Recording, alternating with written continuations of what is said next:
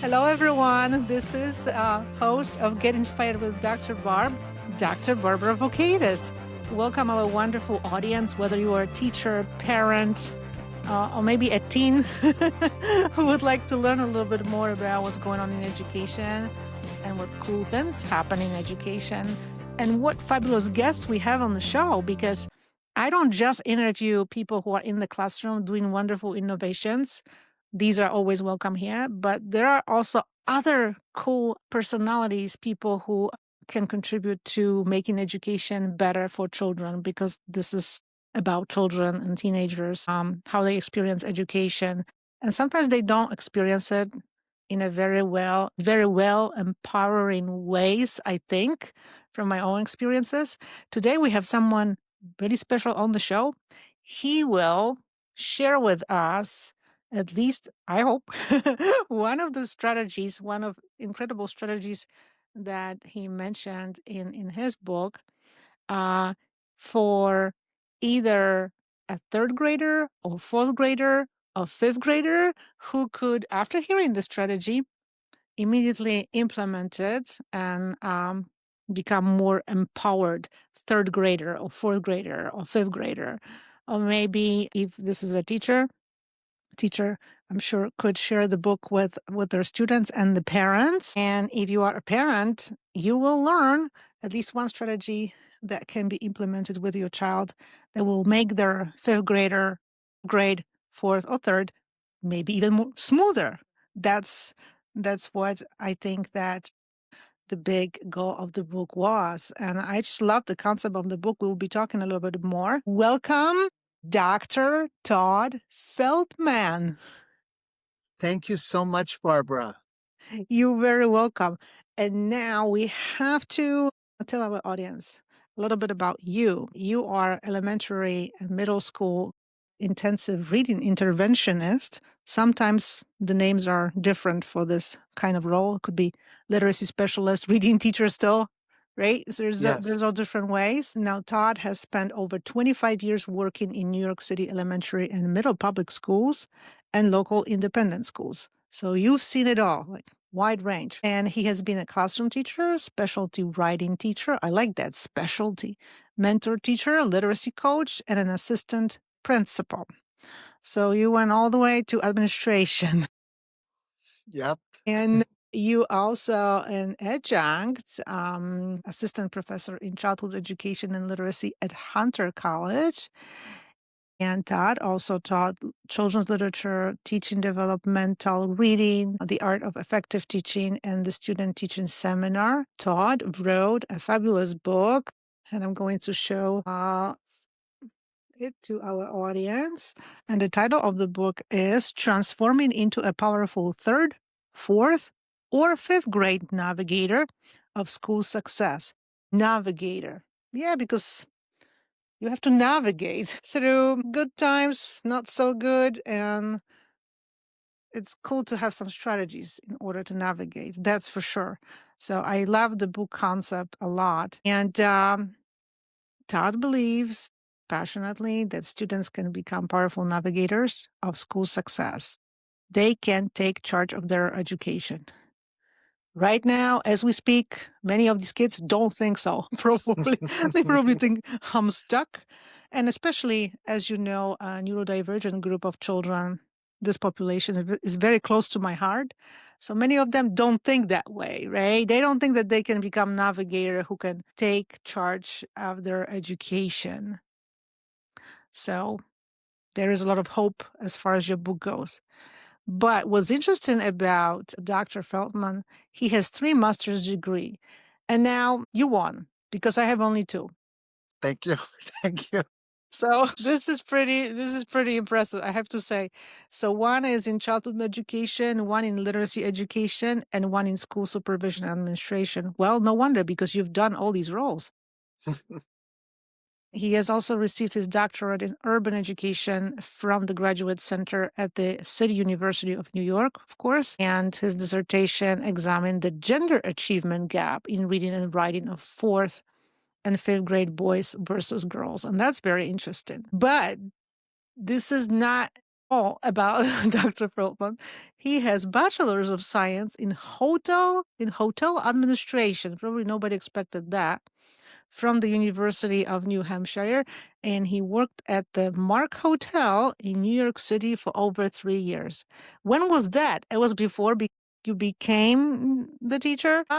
Yes, I began working at the Mark in June of 1995, and I worked there full time until June of 1998. I was a guest service receptionist as well as an assistant manager in room service.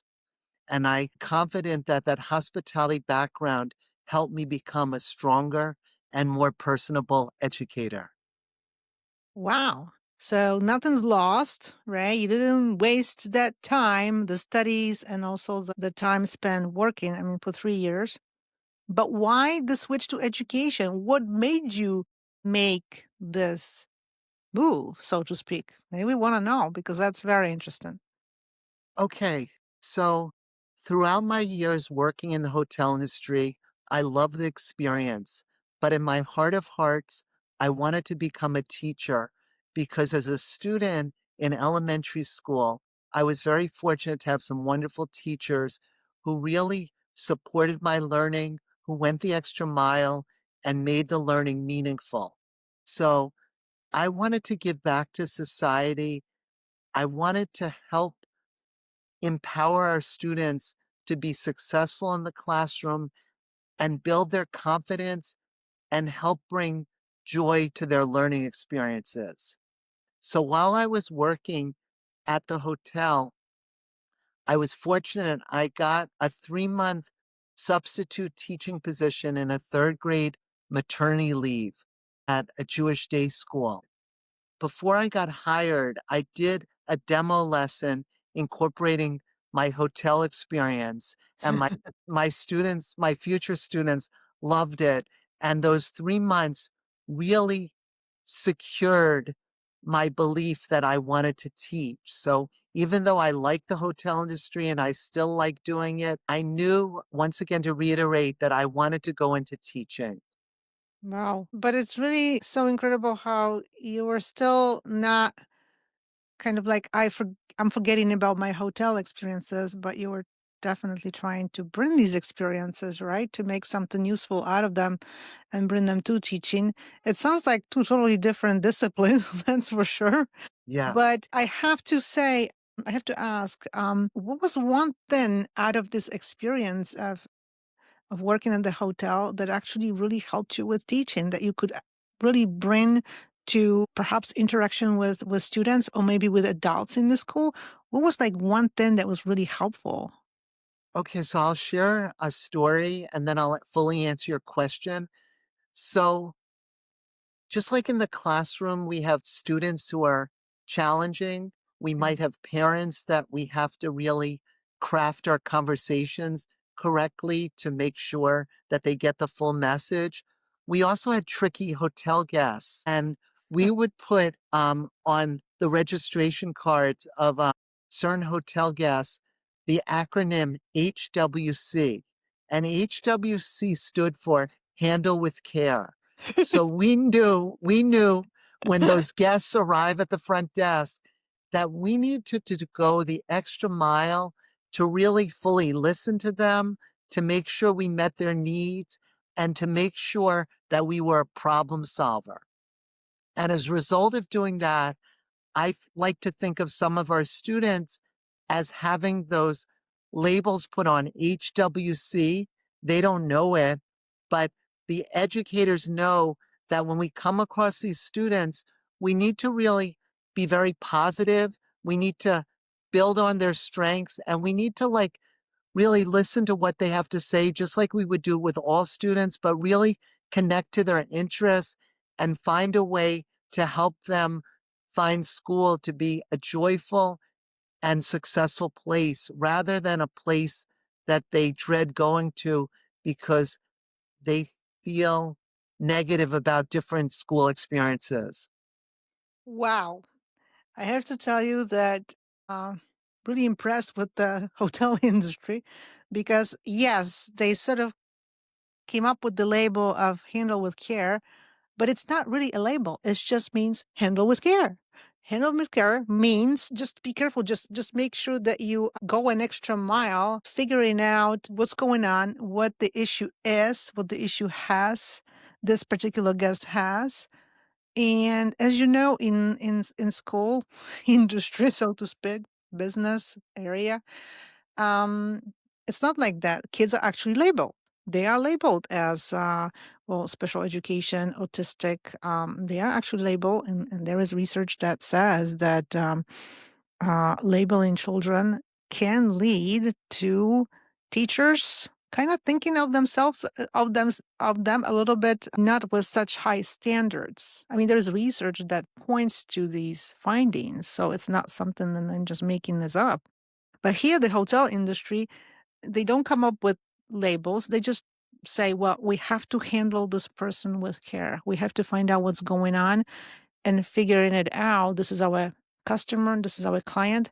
We can learn a lot from the hotel industry.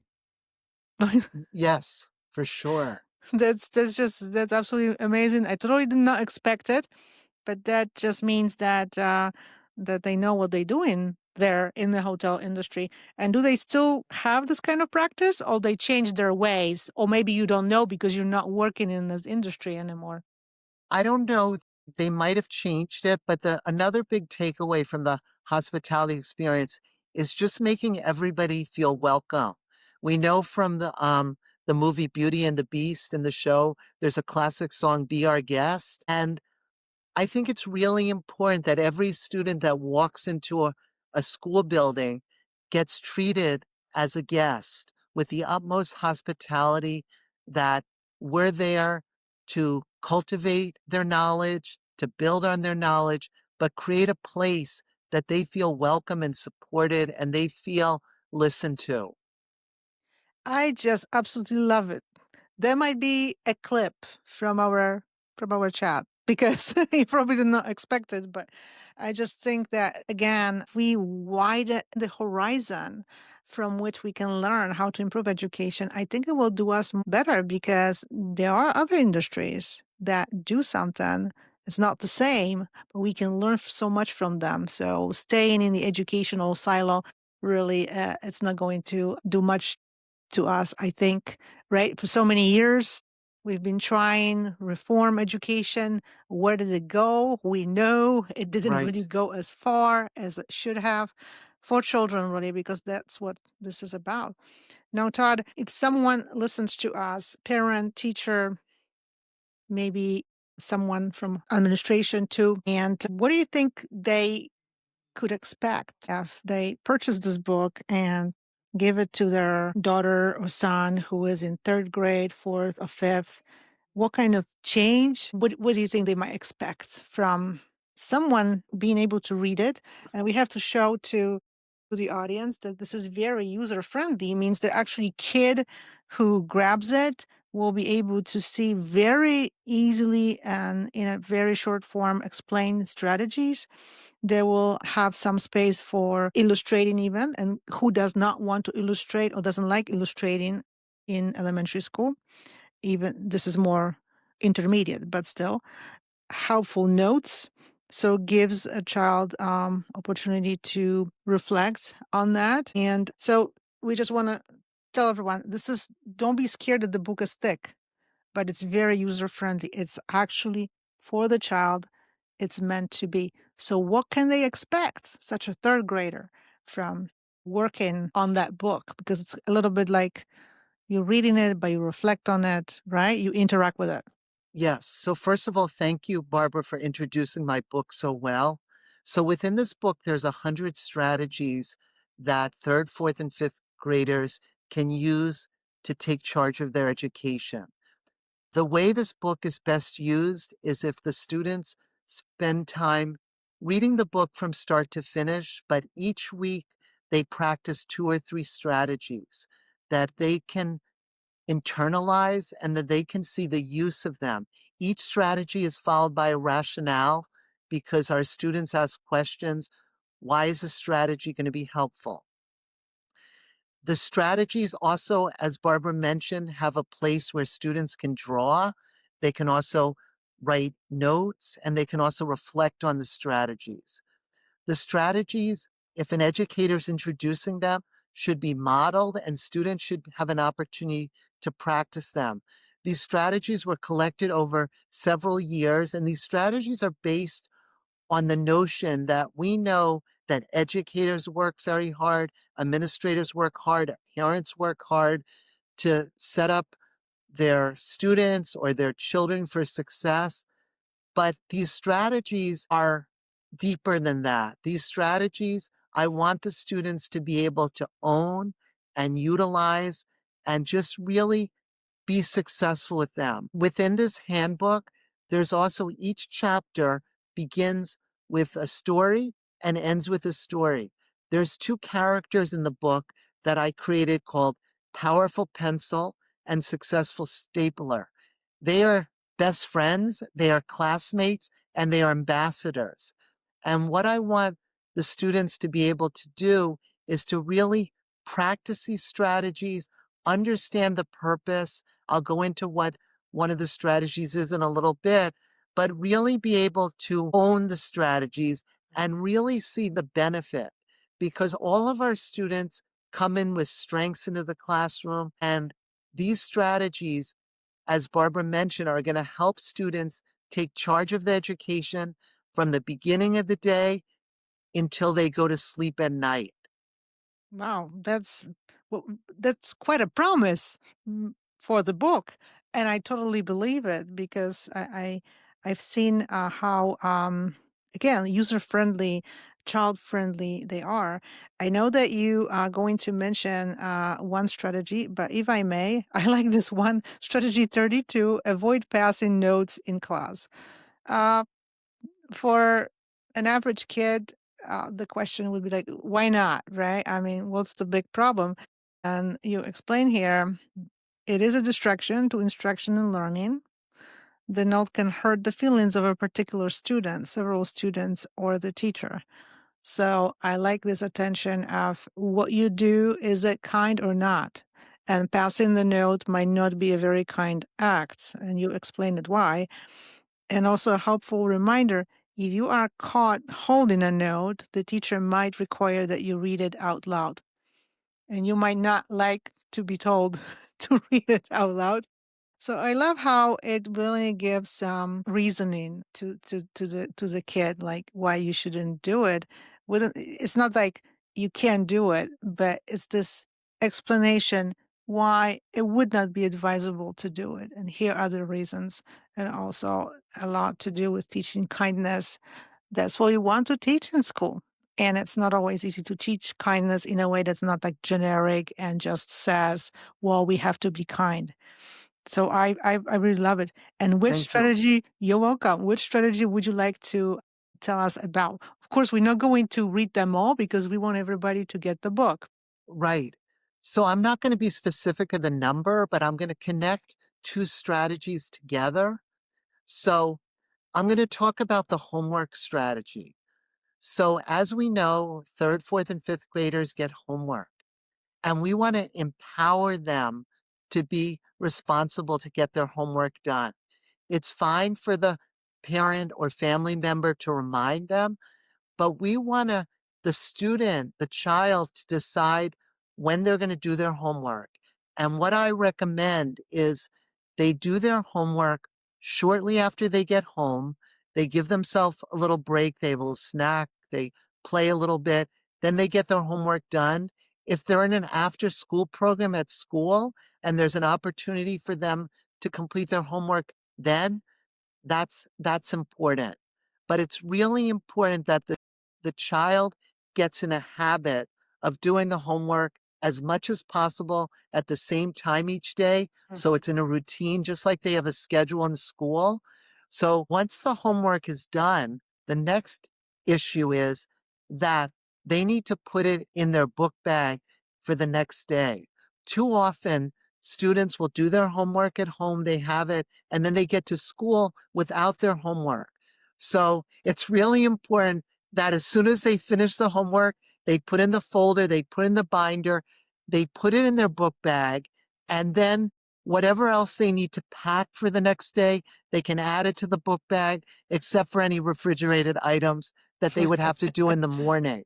So I really think these two strategies that are connected will help your student not only be empowered, but also have a better start to the school day. Because which student would want to come in and knowing he or she worked hard in their homework, they don't have it, and then they might get into a little discussion with the teacher, they might get in trouble. But if they do these right away, they get their homework done, they get in their book bag, it's out of sight, out of mind, and then they can begin the day on a happy note. That's amazing. And also it prevents from some of these ideas of excuses like why I don't have my homework. Well, because my dog ate my homework. Right, right, right. It can be funny, but I totally agree. It's a little bit more. It's not just about doing homework. It's about working on forming those habits that lead to actually delivering it. It's not easy for the kids because when they come from school, they just like forget about it. I Yes, mean, if you've been in the school for like sometimes I don't know how many hours, quite a few hours, and including being bused too. I mean, it can be up to 8 hours at least. right, And then the last thing you want to do is just think about school, right? right. So, but you still have to learn these good habits that will prevent you from getting in trouble and having to come up with all these strange excuses. Yes, for sure, for sure. But Yes. I remember that it wasn't a young student. It was, I think, in college, someone did hand in homework, like a piece of paper, and it didn't have a one like angle corner. And I asked what it was, and she did say, "My dog actually ate the corner," and it was just so funny. It really was funny. Todd, why did you write the book? What made you? I mean, this is a brilliant idea because it's like giving a navigator to a young child, and it's so user friendly. What happened? What led you to this idea and making it happen? Okay, so basically the idea for this book came about through my work in various different schools that I would visit, the New York City public schools. And I noticed the teachers were very dedicated to their teaching. The students were completing their work. Um, they were interacting with their classmates, but something was missing. Mhm. These strategies were missing. And I was thinking like the strategies, and I'll just give another example. Like if a student comes to school in a bad mood, there's no reason that they should keep it bottled up.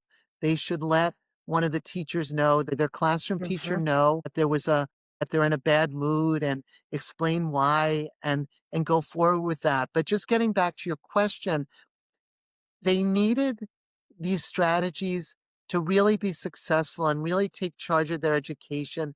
And I didn't feel like that these strategies were necessarily being taught as fully as they could be. Like I know parents work very hard, teachers work very hard, but I wanted these strategies to be expressed in a way that was engaging to children, that they could internalize, that they could use on a daily basis, that they could enjoy.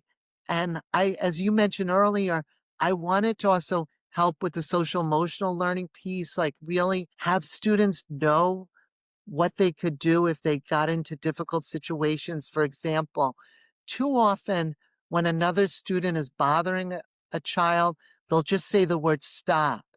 But sometimes another student might not know what they need to stop. So one of the strategies, and I remember this from when I was a child, is that you first need to say it in a firm voice, but you also need to let the other child know to specifically what to stop. For example, if a student keeps tapping you on the shoulder, you want to say, stop tapping me on the shoulder. Please stop tapping me.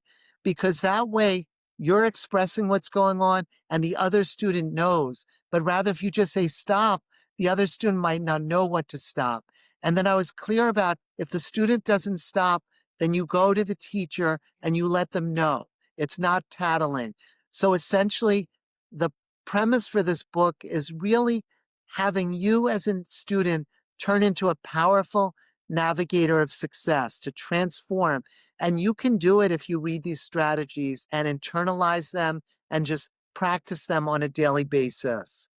This is really amazing because I kind of like draw a connection because as you know, in the world of adults, we some of us, I don't know how many, but some of us turn to different podcasts and books.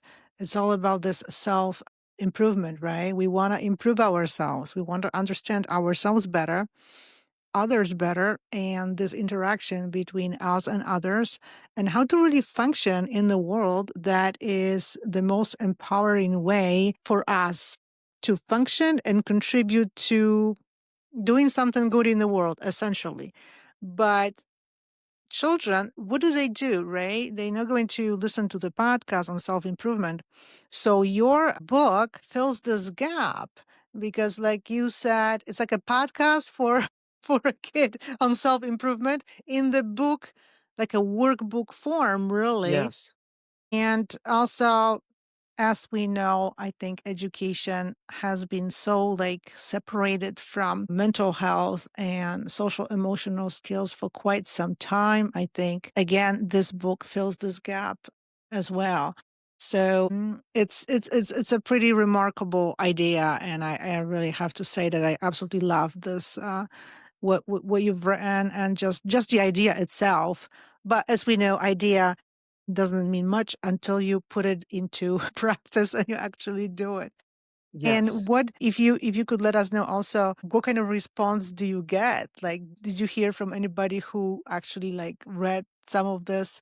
And what do you hear from people or from children, from anybody who had a chance to read it, to look at it? Okay, that's a wonderful question. So I've heard from students that the strategies really help them. I've heard from students that they enjoy practicing them, that it helps them feel more balanced. It helps them get along with their classmates. It helps them become more focused in the classroom. One of the strategies is about drawing their ideas before writing. And oftentimes, our boys as well as our girls are visual learners. And this practice really guides them to success and helps them cultivate their ideas for writing. I've also spoken to educators who found the book useful as part of an SEL curriculum or Mhm. a curriculum for success, just using it, and then they're able to adapt it to their students. So it's written in a way that can work for all kinds of students, and it's short and to the point. So they like that. Also, the students enjoy learning about the adventures of powerful pencil and successful stapler. Yeah, this is so cute. I love it. And it just a wonderful idea. And thank you so much for explaining it. And like you said, it will help the child to just become a little bit more balanced, help them get along with others, because this is really important. Sometimes the kid just doesn't know what to do. And again, very, very empowering. What would you parting words be? Is there anything you would like our audience to know about either the book or anything they can do to help other children or students learn, whatever you would like to say? Okay, so just going back to the book, Transforming into a Powerful Third, Fourth, or Fifth Grade Navigator School Success. It's very important that your child's reading the book, but it's helpful if, as a parent or family member, you read along with the child and you give the opportunity for the child to role play different situations. And you can talk about your experiences as a student because the child would be very excited to hear that. And that also goes with for educators. Educators can talk about their experiences in the fourth grade, in the third grade, in the fifth grade with their students. For example, I'll share that I had terrible handwriting as a child, and one of my teachers told me to skip lines, and it made such a difference because as a result, even though my handwriting was much better, they were able to read it better.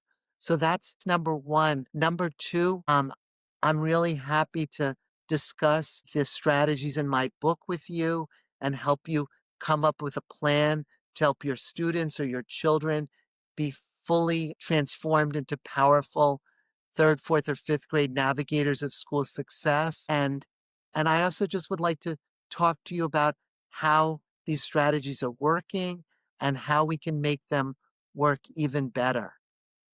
That's absolutely amazing. So if anybody would be interested in the book, you can also reach out to Dr. Feltman. And now, thank you so much for these words. If you could tell us where you could be found on social media and followed, and if somebody would like to ask a little bit about the book, where they can reach you most likely on social media. Yes. So, first of all, I have a website, and Mhm. it's www.todd, T-O-D-D, Feltman.com. You can search me on Facebook and Instagram and LinkedIn under Todd Teaching, and I respond in a timely manner. And just remember, every child can be a powerful navigator of school success. Every child deserves to be celebrated for their strengths and be helped with their issues they're facing. And we need to always make sure, going back to the hospitality, that every student finds joy in the classroom. So thank you so much, Barbara. Thank you so much, Todd, Dr. Feltman. That was wonderful. And I love how you connected it to the beginning of our conversation. We were talking about your adventures with the hotel industry and how much actually we can learn from these folks. Really, it's remarkable. Thank you so much for this wonderful chat. And as our audience, I would like to invite you to either listen to the show, to this particular episode with Dr. Feltman, or watch on YouTube. Let us know what you think. Connect with Dr. Feltman. And don't forget to follow Get Inspired with Dr. Barb so you don't miss the episode. And if you would like to rate the show, we would appreciate it as well. We will never say no to that. So thank you so much, everybody. And thank you so much, Todd. See you all on social media. Bye-bye. Thank you. Bye-bye. Thank you. You're very welcome. This is Get Inspired with Dr. Barb.